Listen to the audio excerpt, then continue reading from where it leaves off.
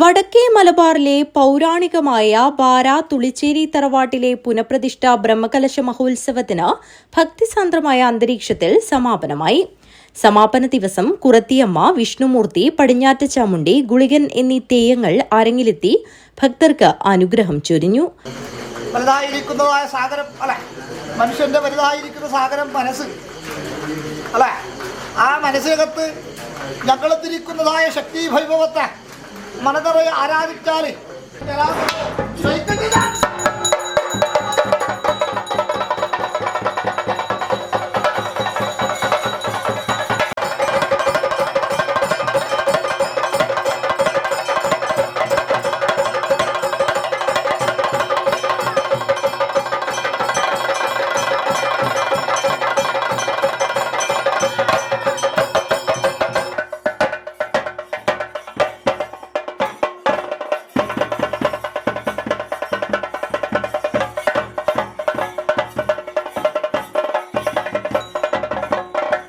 നിരവധി ആളുകളാണ് മഹോത്സവം ദർശിക്കാനായി തറവാട് സന്നിധിയിലെത്തിയത്.